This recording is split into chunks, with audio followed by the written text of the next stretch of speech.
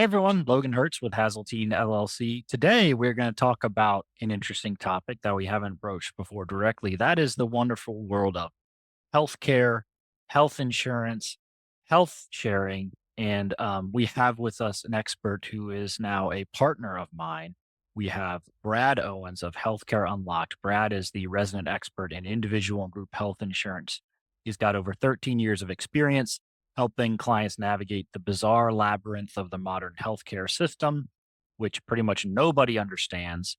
And he's worked with everyone from mom and pop individuals to major Fortune 500 companies. And so hopefully he's going to be able to help some of our clients and prospects with navigate this space so that they can also have a better options, better pricing when it comes to health insurance and healthcare more generally. So Brad, good to have you on the show. How you doing?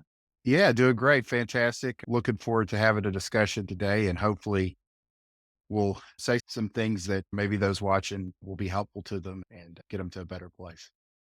Yeah, yeah. So what I specialize in is the infinite banking concept, but as part of my process, I do this cash flow optimization exercise. I help people with everything, but of course I don't do everything. That's where I bring in partners like Brad to help. And of course, one of the biggest complaints, biggest problems that a lot of people have is rising healthcare expenses. But before we get to that, Brad, you want to just give us an introduction to you, your why, and what exactly you do? Yeah, sure. As Logan stated, I've been doing this for quite some time and across a very wide spectrum. And I've had the fortune to meet and discuss personally with neighbors, friends, and family members, all the way up to very large companies and hearing what their goals are and aligning all of that with what was available in the market, which is we'll discuss today is ever changing. My why I do this, because we'll talk about this a little bit.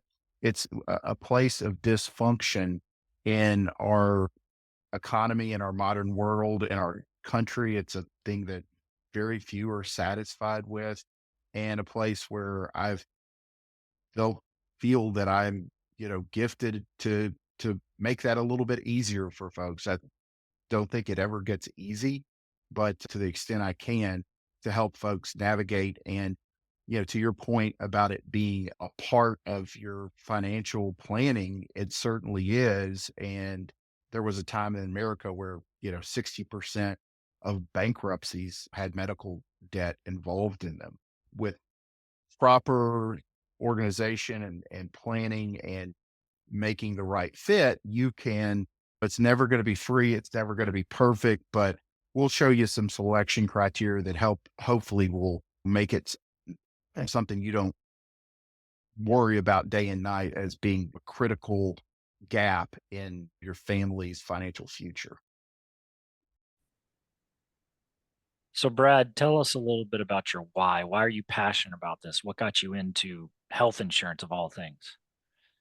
So I was in the technology piece, a next door neighbor of group health insurance doing benefit administration platforms for a large national company. And my brother, so I knew the ins and outs of health insurance. You have to do that when you're working on a platform that serves that. But my brother was a profound diabetic and he lost his job. He was frankly unable to continue working because he had to have part of his leg amputated. He was at that stage of diabetes. And so I helped him find a plan because he had gotten to the stage where he was going to go on disability. But a lot of people don't know this. You're not working. You've got to have some sort of intermediary plan to help you until you're on disability and then eligible for Medicare. And trying to help him out, this is pre ACA time. So there's no guarantee of we're going to take you and he was really out on a limb solo by himself in a very hard case and nobody wanted to help him.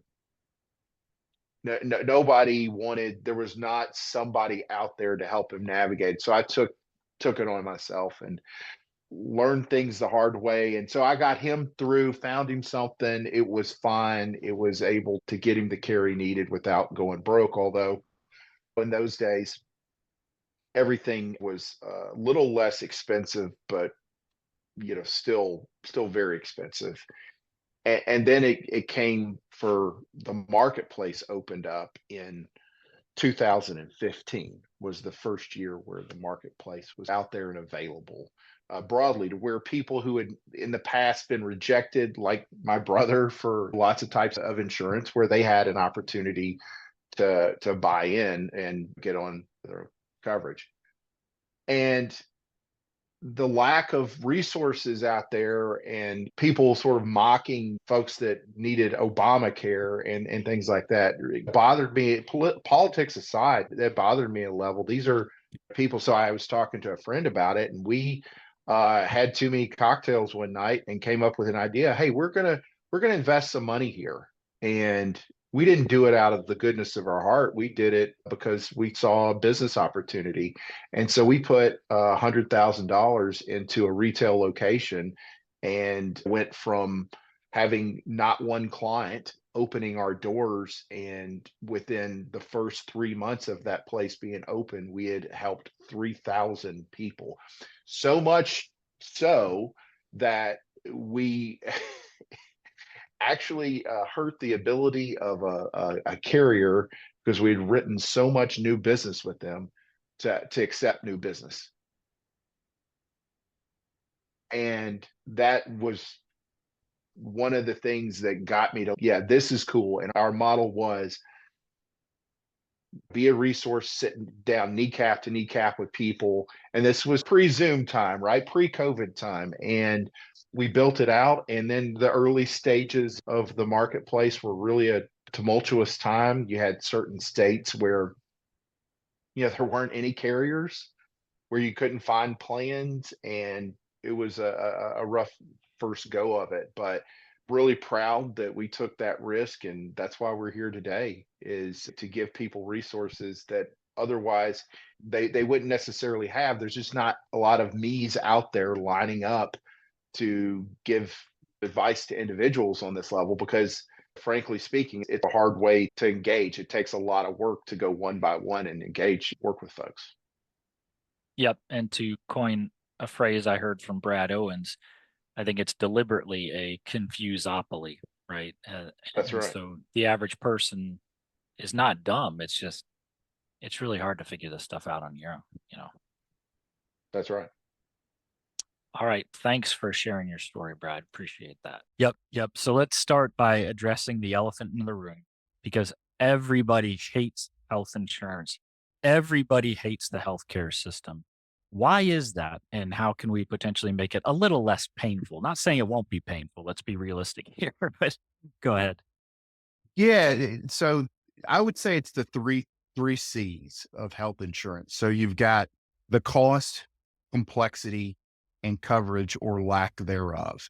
And this has changed. A fourth, it's not a C word, so it doesn't fit nicely together.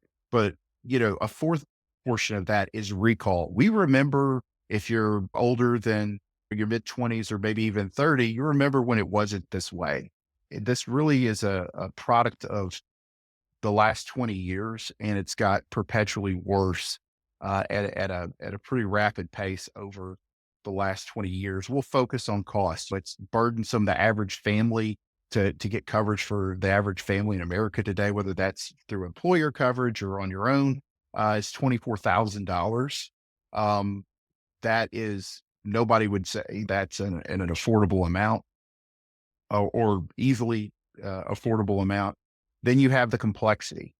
Health insurance uses a language all its own. Over 50% of Americans do not understand the basic functionality of health insurance, with the deductibles and co-insurance and max out of pocket, of how that works.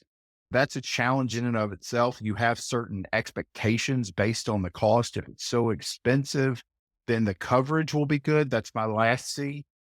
And a lot of times, even though you're paying all this money out every month in premium, or it's being deducted from your paycheck, whatever the situation is, you would have, most rational, reasonable people would have an expectation that they would get something of value in return, so that when they needed the insurance, if they got sicker, just even a random trip to the doctor or pharmacy, that they wouldn't have to open their wallets and dig deep to pay for that. So over the last 20 years, each of those aspects, the cost, complexity, and coverage have gotten worse.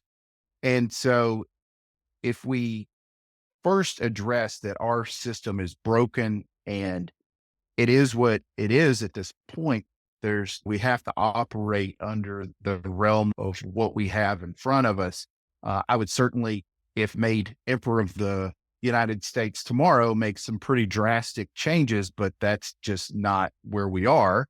There's a rule that I tell people to kind of align expectations and hopefully make the process a little bit more visible to them. And that is my good, simple, and affordable. Those are three aspects of any health plan. You can choose two. You may have a plan that's good and it's simple, and it's just not going to be affordable in most cases. You can have an affordable plan that's good, and that's kind of what I focus on, and where our value is created, because I can find you a good plan that's affordable. There's going to be a little bit of a learning curve to it in most cases, and so it's just not the most simple, straightforward process.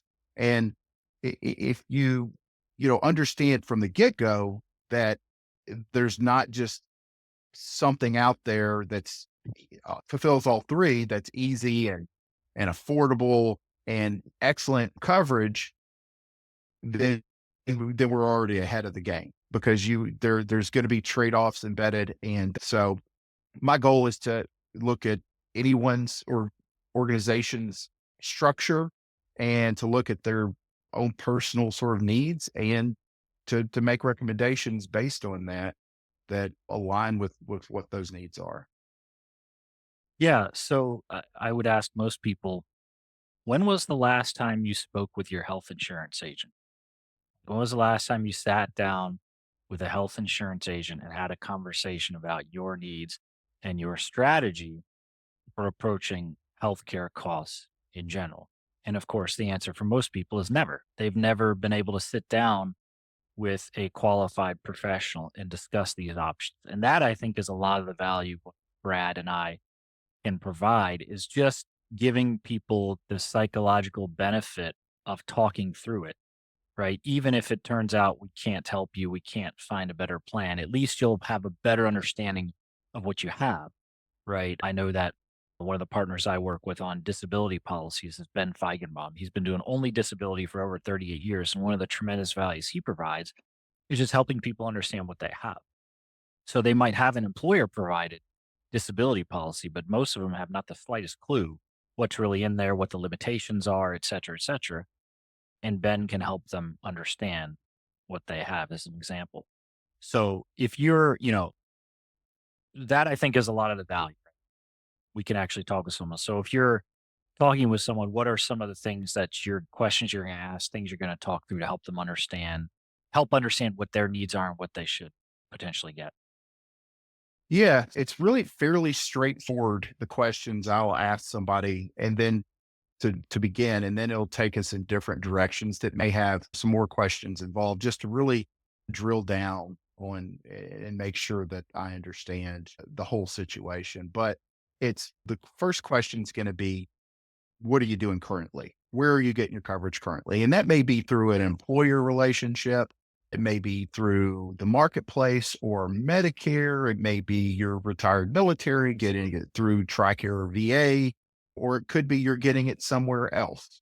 And so, or there's a fourth option. There's another one that you don't have anything. And unfortunately, I run into a fair amount of folks that, are not judgment proof, that have assets and don't carry health insurance, which could be disastrous. And the amount of sort of medical things that used to be fairly inexpensive that are now, like, take a knee surgery, for example. When I first started the business, that was a $15,000 sort of event all day long. And I saw one last year that was $80,000. And little things that are not necessarily life threatening, you've got to wrap your arms around what does that look like. And nobody expects to get sick or injured and has to use it. Most people just want a plan where the predictable things like, hey, I can go to the doctor and get medicines for the flu when I get it, that's all covered. And that's the easy part. The harder part is to know what your risk is and what to figure out together what risk was appropriate for your family. So I'm gonna ask you what you have in place now. I'm gonna get some sense of whether you might qualify for some subsidies out there on the marketplace, or maybe your income's such that you don't. I'm going to ask you about doctors and medications, and to the extent you want to share. The only reason insurance companies, by and large, don't care about it anymore. Everything within the marketplace is guaranteed issue. Off exchange is there are some pre-existing condition limitations, which is necessary for if I'm going to truly help you to know about, so we can avoid places where it won't be a fit. So some of that general information there, and where you live, where you're getting your plan, like your income, any chronic conditions, doctors and medicine. And from that space, we can dive a little bit deeper and narrow down the plans, because the part of the complexity is not just the plan you have, but the options that are available. You don't know necessarily what's good and what's bad, and maybe it's good for your neighbor and really not appropriate for you, and vice versa. So from those few questions, I can make the world smaller for you. And then what I try to do is narrow it down to 3 to 5 options for your family. And from there, I like to say that I'm not in the options business. I'm in the advice business. I give people what I would do in your situation. And I always couch that in, you're not going to hurt my feelings if you just decide to do something else. But in your situation, I've been doing this for a long time. I've seen a lot of scenarios.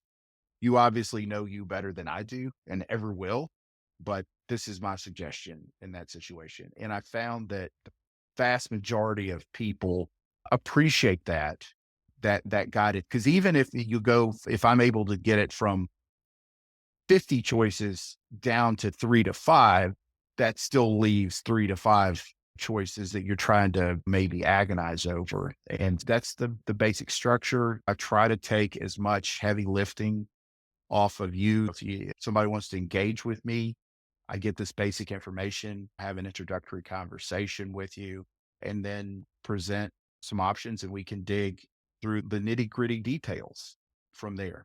So, Yeah. So give us, and because I think most people don't even know what options are available. It's such a maze. It's such a swamp. So just help us understand, what is the general landscape? How do you break down the options that are available? yeah, it's a wide and ever changing landscape. One of the things that is the hardest for somebody in my position is keeping your eyes and ears open to anything new that's coming out. And we've seen over the last 5 years, a lot of new things come out. And so when learn of something new, I vet it thoroughly before there's no guinea pigs or the first dog into space, right? Like it's thoroughly vetted before I'll put anybody that's a client of mine on a particular product.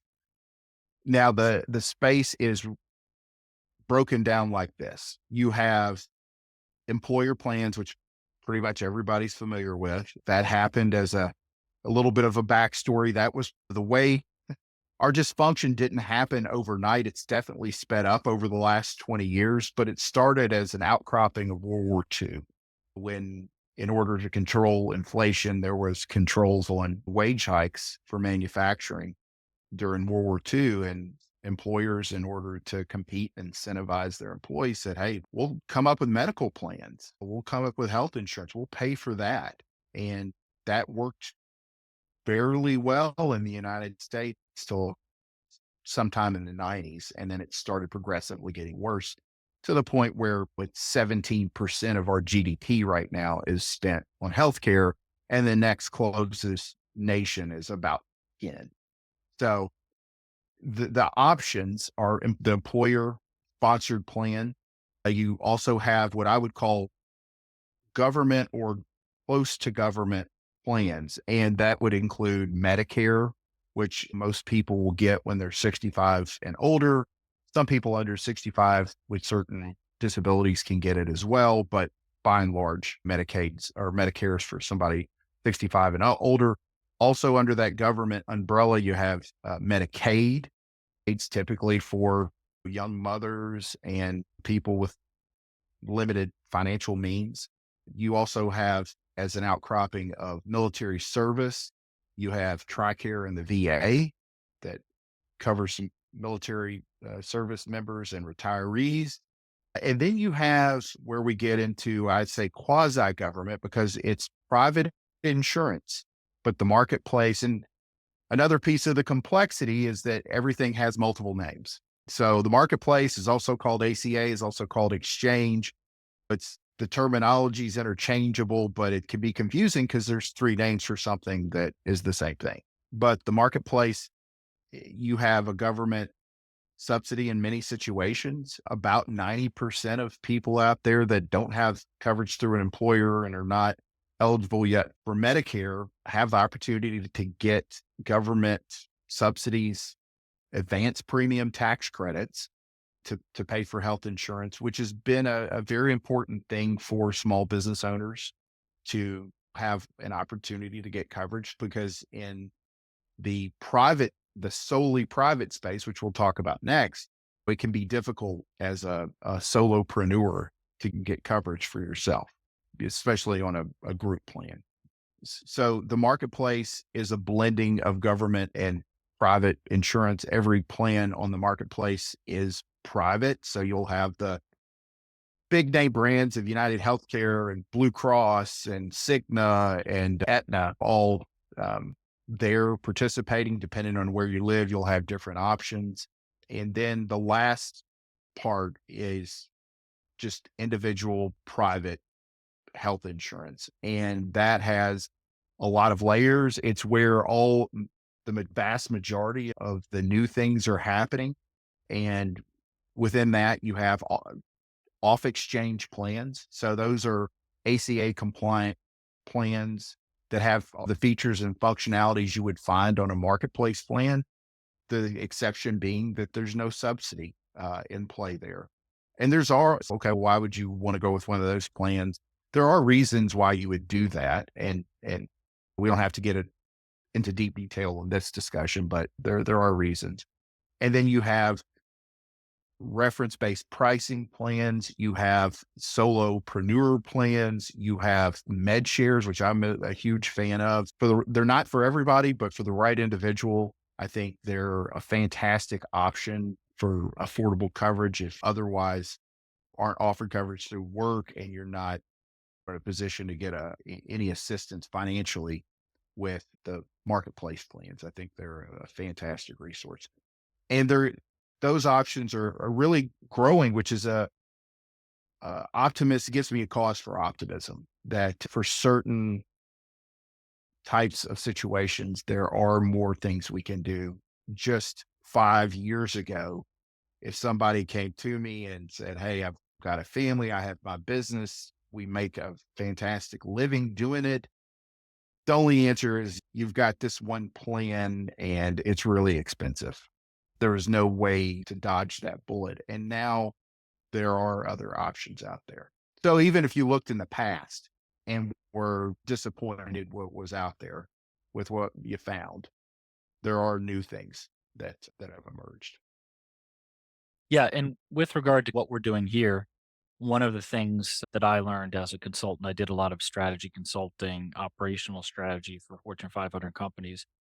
And a lot of the value that I provided was just connecting silos, right? So I would come in and they would have a bunch of different groups all doing great work. But naturally, over time, they start to get a silo, right? Where they're doing their own thing and they're not as much aware of how their piece fits in with the overall structure. And I come in and take a big picture view and optimize everything to make things a lot better without changing a whole lot, right? And I think in the financial sector, we see that too, where you've got your life insurance agent, you got your investment guy, you've got your property and casualty insurance agent. And in a lot of these spaces, it might not be someone you've ever even spoken to. Hmm. Maybe you just went online and got to sign up for homeowners insurance, but there's an agent there somewhere, right? Maybe you're Hmm. contributing to your 401k. There's a financial advisor there. Maybe you've never spoken with him, right? But there's someone who's making money off of that, right? So what I like to do is come in and be the quarterback, right? And get all these people together virtually, right? So that we can then look at your overall financial picture and come up with the best overall plan. And I think as part of that, integrating what Brad does into what we do so that we include one of the biggest expenses for a lot of people, which is healthcare, even if they're relatively healthy.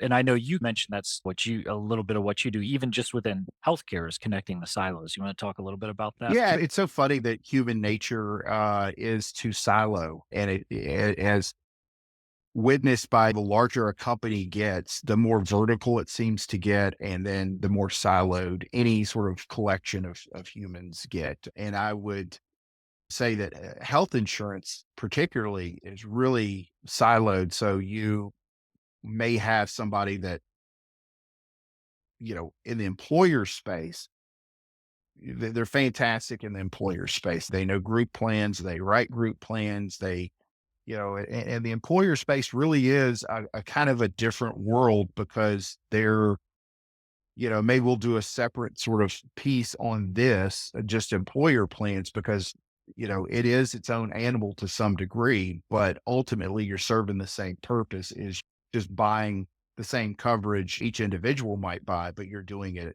at scale. So there's a silo, built in for Medicare and for really its own thing. And then, the exchange plans are fairly siloed there as well. And then you get to off exchange and emerging things. And most people that focus on one of those others do not have great experience with that. So our mission at Healthcare Unlocked is to decouple and to not be a limiting factor. We want to open it all to you and have all options available. And so my experience, my background is I've been fortunate enough to work across all of these silos and be able to connect them. So that's where, and then connecting that more broadly outside of the health insurance space with everything you're trying to do financially to make your family better and provide a better life. It's integrated into that end goal. Yeah, yeah. Give us some of your insights, a few nuggets as to whether it be individuals or business owners. We definitely have business owner clients who have employees or healthy people, not healthy people, younger people, older people. Some of the insights that you have of options that people might not be aware are even available. Yeah. So let's start with the employer plan. I think for those that are watching this, they may think, I've got a great plan through work. Yeah, it's a little bit expensive, but I get it through work. And then I think with anything that's complex, there is a natural aversion to digging too deep on it. If there's a sense, okay, maybe it's handled. There's been recent changes, the way the IRS looks at who is eligible for a subsidy. If you are able to get a plan through your work that's very low cost or free for you as the employee, that's fantastic. But a lot of times, and what we're seeing in the group market is that the cost for dependents. So you being on the plan might be very inexpensive. Having your family on the plan, if not already getting very costly, will do in most industries. It's happening every year with increases. And to go back to a very fundamental point of why everybody hates health insurance is health insurance trend, or the inflation of health insurance, has exceeded wages for the last 20 years. So its proportion of your resources that it's gobbling up has roughly tripled since just the year 2000. And it's taking more and more of the average American's paycheck. And so when we look at, okay, you've got employer coverage, maybe it's right for you to stay on there, but we could certainly look for your family because in the right scenarios, and we have to get a little bit more information, but with your income, and we're not talking about huge or small incomes, we're talking about fairly robust incomes. To get put into example, I worked with a company, partnered with a company that had moved their contributions for dependents, what it costs to bring family coverage. And for the people that chose to get coverage for their family outside of the company plan, the number was $165,000. So if they made any less than $165,000, they had less costly options elsewhere. And those considerations, I think if you're in a plan, that's something I would look at. Okay, I'm on an employer plan. Is it really expensive? And I'd say really expensive. Is the typical plan out of each paycheck for a family is about $500 now. And if yours is more than that, then that's probably a good time for us to have a discussion. There may be better and less expensive alternatives elsewhere. Then when we're talking about, okay, I have my, uh, I work as a contractor or I'm just not offered coverage through my work and I've got to go find it on my own. The deciding point of where we go is going to really be the bus is going to be driven a lot by subsidies, but also by if you have chronic health conditions, if you're generally speaking, if you're a type 1 diabetic, that's probably a place where you want to make sure we want to make sure you get guaranteed issue and renewable coverage that doesn't have any sort of limitations on chronic disease or pre-existing conditions. Income's going to drive the bus. Whether or not you have certain health conditions is going to drive the bus as well. And then when we get over, okay, your income's relatively high and you're relatively healthy, that opens an entire world to us to where we have a lot more room to really find you something that's a little more tailored. And with those products, there is some extra learning, but the value proposition is, I'll give you for instance, on the medshare, it's not super straightforward how it works. It's not learning Mandarin Chinese either. It's fairly easy to get the hang of it, but there's a little bit of a learning curve there. But to say 40%, which is generally what the savings are against a traditional ACA plan, that's a pretty solid reward for a little bit of learning. Yeah, let's talk a little bit about health sharing since that's an alternative to health insurance. By the way, you can have both. So I personally, I have both health insurance and I have health sharing because I've found that both have advantages and disadvantages. Now, typically people have one or the other. You certainly don't need to have both, but I think it can be great to have both, honestly. You don't have to have one or the other. But tell us a little bit about health sharing and where it could be potentially a better alternative to standard health insurance. Yeah, so health sharing's been maybe your first time hearing about it, ever hearing that term, but it's been around for a little over 20 years now. And it started out in a religious capacity where it was religious organizations that started building these sharing ministries to where members would participate and pool their resources together under the umbrella of a nonprofit organization. And so you didn't have the overhead of profit. Healthcare is they've got to make a profit. They owe it to their shareholders. They have a fiduciary duty to make money. So it's all of them that I'm aware of are oriented as nonprofit entities. And the health sharing works because it number one, there's limitations on who can get in and limitations. You cannot be a stage 4 cancer person and get into a health share. And the dirty little secret about our health system is that 5% of individuals use 50% of the dollars for claims. And so we have some very sick people out there. And then we have a medical system that's designed, and I don't want to say this sort of the wrong way, but it's designed to maximize the amount of revenue off of those sick people. And that's no conspiracy or anything like that. That's just the way it goes. You go to a doctor and say XYZ is hurting. They're going to say, okay, we need a new test. We need to shove you in an MRI machine. We need to do this. We need to do that. And a lot of times that's because that's defensive medicine and they're trying to avoid missing something that would be potentially harmful to you. But also too, doctors have quotas for referrals for things like that, that they have to, a lot of people don't know that there are referral based compensation for primary care physicians. And so one of the things that going to a health share does is it gets you out of that wheel because you're paying the first dollar costs.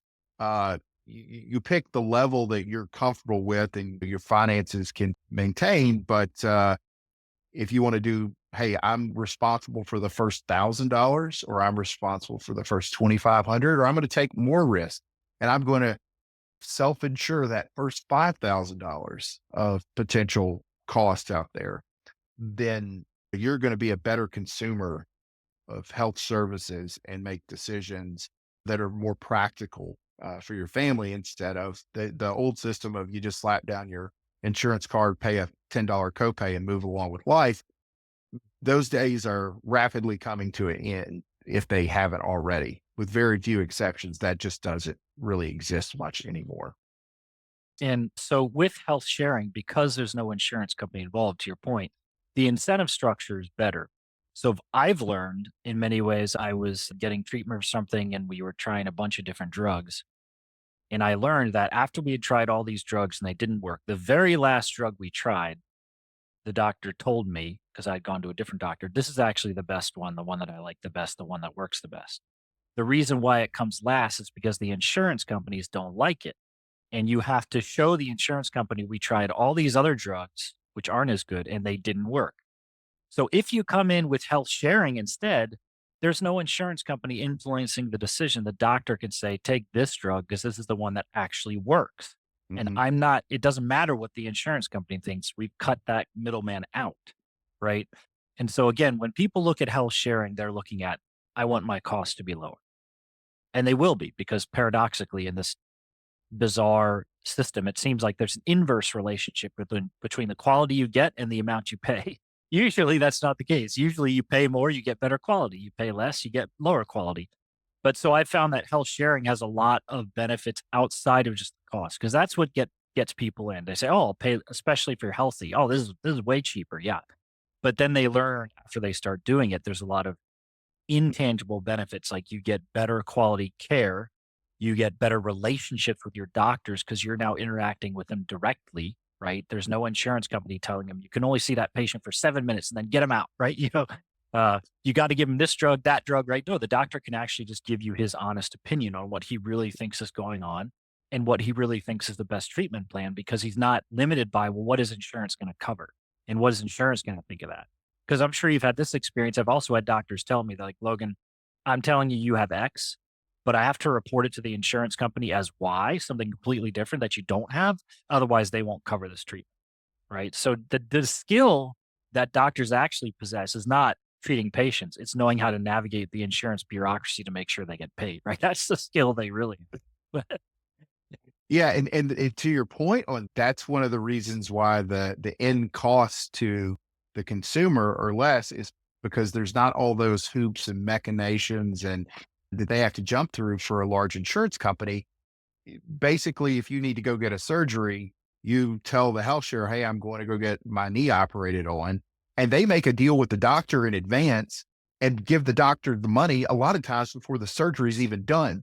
I've had so many physicians practices as clients and people I just knew.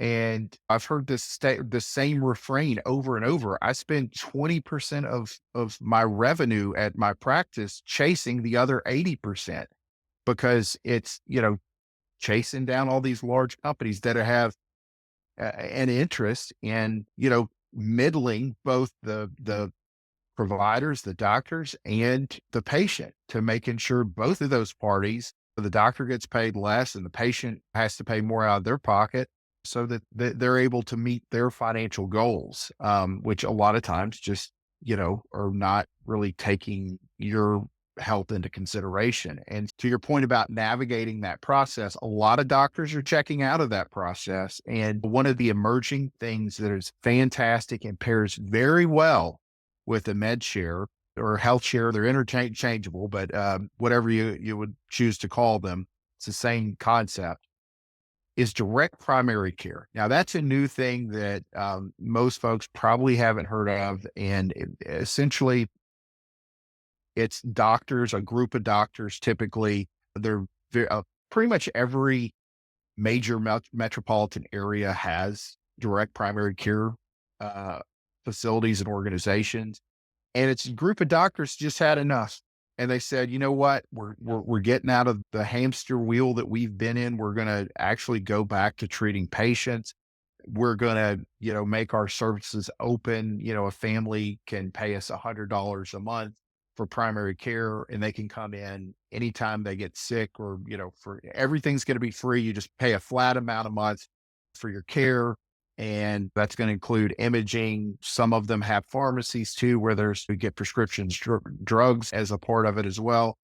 But those are you can tie those to a health share and make it to where have every aspect of it covered, the small stuff and the big stuff. That the health share is really primarily designed to cover the large unexpected things in life. Everybody expects once a year to get the flu or a cold or something, sinus infection, whatever, that you're going to need. It's minor. You're going to need something for it. But the design of really health share goes back to the intended purpose of health insurance in the first place, which is not that it's going to cover every little thing or give you broad access to every single doctor in the universe. The idea behind it is you can get sick and not go broke. And that's something that's been lost along the way, that really the goal is to meet medical crisis and be able to focus on your health versus, oh, I've got bills just raining down upon me. And for those of us that have lived those situations, it's It's it's a nightmare. horrible. It's It's an absolute yeah. nightmare. Yeah, it's an absolute nightmare, and it's always with a few exceptions, if you're one of those lucky people who has a ton of money or you're taken care of, because a lot of people think they're taken care of because, "Oh, I got health insurance." And then something seriously negative happens to them, and then they find out health insurance doesn't cover anything. It's a nightmare. You got to fight, fight, fight. And you're in a position where you're in no mental or physical state to be doing that, right? You're very, under normal circumstances, maybe you wouldn't be easily bullied, manipulated, and taken advantage of. But when you're dealing with a serious health crisis, you are going to be very vulnerable mentally, emotionally, physically, and it'll be easy for these players to take advantage of you because you're in no position to fight. You're just trying to get better and you don't understand all these bizarre rules. And that leads me to maybe a little bit of a rabbit hole, but maybe we can close out with this. I do know there are like health advocate organizations out there, and I know that through some group benefits, they actually provide health advocates. Parenthetically, that's another thing I really like about health sharing is they actually do advocate for you. So when you get into those situations, it could be a huge help to know that there is someone who's advocating for you, who's on your side, who's helping you navigate the system that you can't possibly understand. Because I've had multiple times I have health sharing where I go to the hospital, say, what's this going to cost? And they'll say, we can't tell you. Right. Mm, And then I just turn it over to my health sharing plan. And they're like, yeah, that's illegal. They can't do that. They do it all day long, of course, but it's mhm. technically illegal. And so then they go and deal with them and say, give us the good faith estimate. It's legally required. Right. So you got someone else advocating for you. But I do know there are also ways that you can get that through your employer and things like that. Do you want to talk a little bit about health advocacy? Yeah, so most employer plans also have, if not outright health advocacy standalone program, they'll have opportunities for that through what's called EAPs or employee assistance programs. And EAPs are in, I would say, 95% of employer health plans, employer benefits have those in there. And the sad part, they're great additions and very useful to the people that make use of them. They're just not really something that gets talked about a lot, and the utility on them is very low. Utilization is very low on them. And the irony is that the amount of features and benefit, if you take nothing else, if you've sort of listened to all this and, yeah, well, I'm kind of set where I am.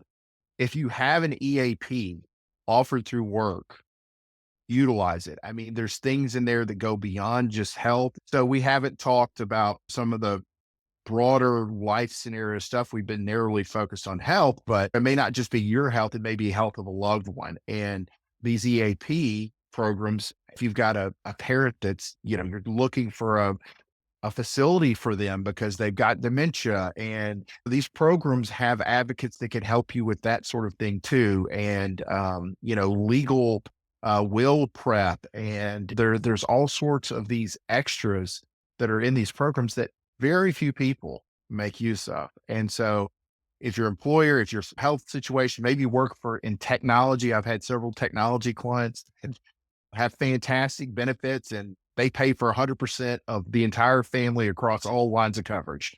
And those do exist out there. Unfortunately, they're not that common, but with the EAP, that is a benefit that I think would really fill some holes and make life easier. It's not just for medical advocacy, then other parts of it. To go back to the health share, I think that's what they do get really is the connection. When you get sick under health share, you're going to have a person to call, and they're going to take a lot of that off your plate. But the main thing is you don't have to worry. There's not like some convoluted math that you have to do. You know what your responsibility is. You agreed to that amount on the front end. So if that's 2,500, if that's 1,000 or 5,000, those are typical ranges of what it is. That's your responsibility end of the day. The health, anything above that, the health share is going to pay 100%, and it's going to be their problem. So they're not going to expect you to do all the work and, oh, the bills come and I've got to fight with this doctor or surgeon or hospital or whatever to get this sort of addressed. You dump it on them and they deal with it. Yep. No, I've had that before with good health insurance where it's covered. And then after the fact, I get bills from this random provider that I never talked to, the anesthesiologist, right? This other random Yeah. provider that I never talked to, right? Like, I don't even know who this guy is. And he's sending me a bill, right? Like, I thought insurance covered this, right? And 9 times out of 10, it might even be a mistake, right?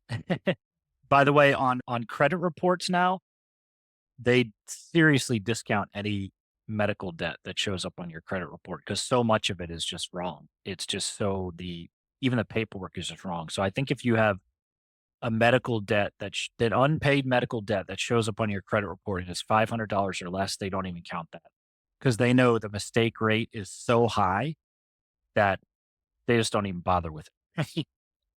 So yeah. Yeah, and there's companies out there that bought a ton of ghost debt, of medical debt that was aged years and years and years, some past the point of being able to legally be collected, and they just started spamming folks. And so there are some attempts by attorneys general of many states and some federal agencies to stem some of that nonsense that goes on. But it's just the whole system. You really, with a health share sort of program, you do have an advocate that's more in your interest and more.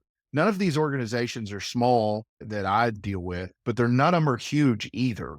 The typical ones I deal with have between 50 and 100,000 members. And so from a risk standpoint, that's a perfect sort of an amount of people to have so that the financial security of that everybody knows that their claims are going to get paid, that it's going to be a solid business and you're not going to have peaks and valleys of volatility in what your costs are. But it's also small enough to where you don't have. I always caution people if they're looking to do business with a company, if you've got a 5-digit customer service extension for your customer service person that you're trying to, it's 5 digits long, that's probably going to be a challenge to get what you need out of them. And a lot Yep. of these Yep. large organizations are like that. Yeah, if you're dealing with a health insurance company, again, health insurance, while we don't like it, it has its place, especially if you're not healthy. So I have that. It definitely has its advantages and disadvantages. But yeah, with health sharing, I have a health advocate. If I need to talk to my health advocate, I have the Calendly link and I can sign up and talk to that person. And it's the same person every time. And I can schedule time with them anytime I want. Don't have to wait on hold.